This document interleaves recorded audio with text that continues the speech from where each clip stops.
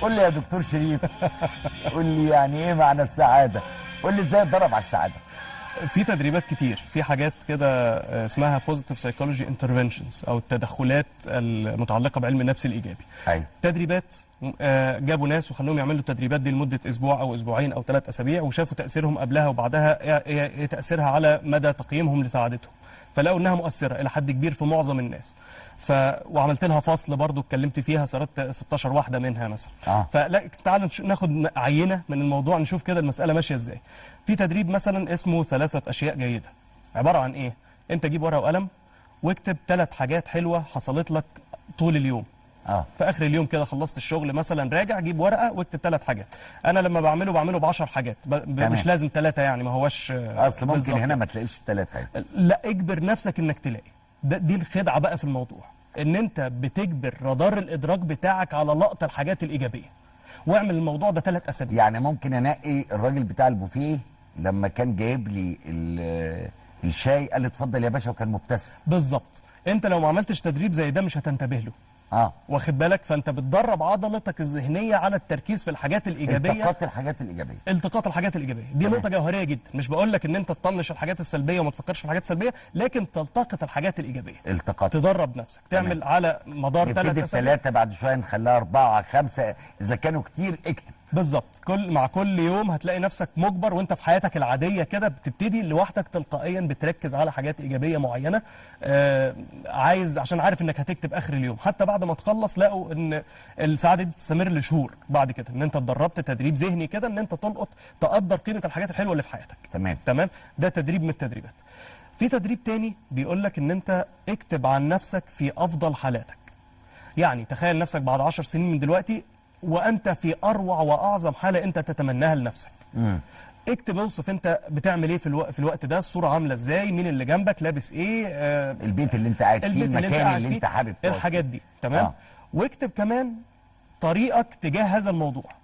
دي نقطة مهمة تانية ليها هدف غير السعادة. يعني بس التدريب الأولاني ده إن أنت ده بيخليك تحس بشعور أحسن تجاه نفسك، نظرتك الإيجابية تبقى كويسة للمستقبل، تبقى أكثر تفاؤلا، ويعني تبقى الصورة الذهنية لمستقبل أو هدف موجود قدامك.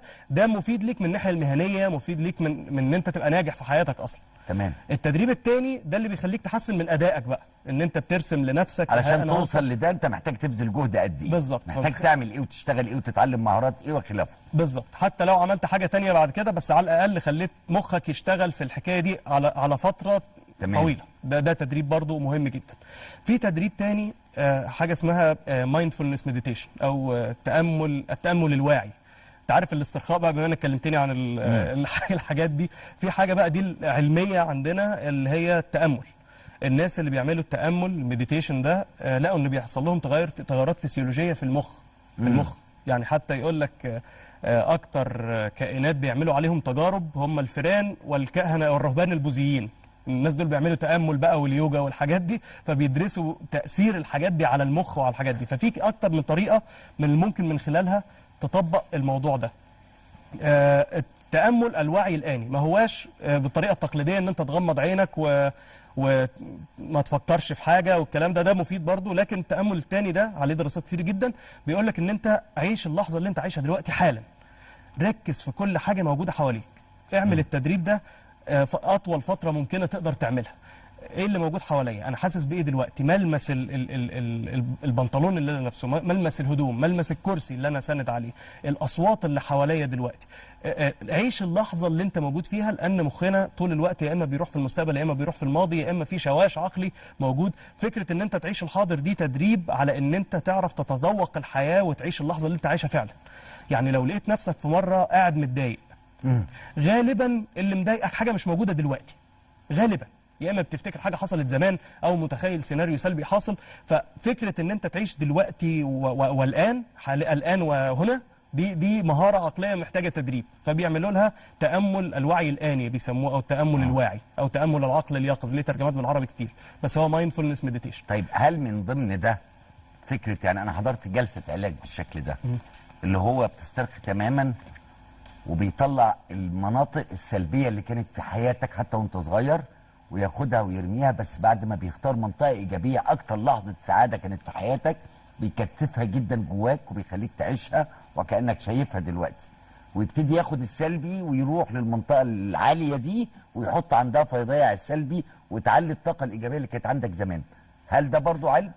هو علم بس مش يعني تفسيره ما هواش فكرة طاقة فعلا بتطلع ولا بتاع، لا هي صورة ذهنية مفيدة إلى حد ما. يعني عندنا في تأمل ده اللي أنت بتقول عليه حاجة اسمها Love and Kindness Meditation، ده بتاع باربرا فريدريكسون، دي عالمة مهمة في المشاعر وتأثير التأمل في جسم الإنسان وبتاع، فلقت إن نوع من التأمل زي اللي أنت بتقول عليه ده مفيد لصحة القلب. هو شبه كده، بس انت بتتخيل ان انت بتبعت طاقه الحب للناس اللي بتحبهم، بتبعت طاقه الحب لنفسك، ان انت متقبل نفسك زي ما انت، ان انت هو ما فيش طاقه حب بتطلع فعليا اكيد يعني ما فيش، فانت بتتخيل الصوره الذهنيه دي وبتوسع الدايره، تحب الانسانيه كلها وتحب نعم. فعملت تجارب على النوع ده من التامل، لقت ان هو مفيد لحاجه اسمها الفيجال تون في القلب، في حاجه اسمها الفيجاس نيرف، يعني في حاجه فسيولوجيه كده بتحصل. المهم فخلصت الى ان هذا التامل وممارسته بشكل يثير فيك مشاعر الحب تجاه الاخرين، ده مفيد لصحتك الجسديه اصلا. تمام. يعني الحب بيخلي القلب صحته كويسه حرفيا. يعني شوف مش شعر يعني ده علميا في دراسه بتقول الموضوع ده. ايوه. طيب التعدد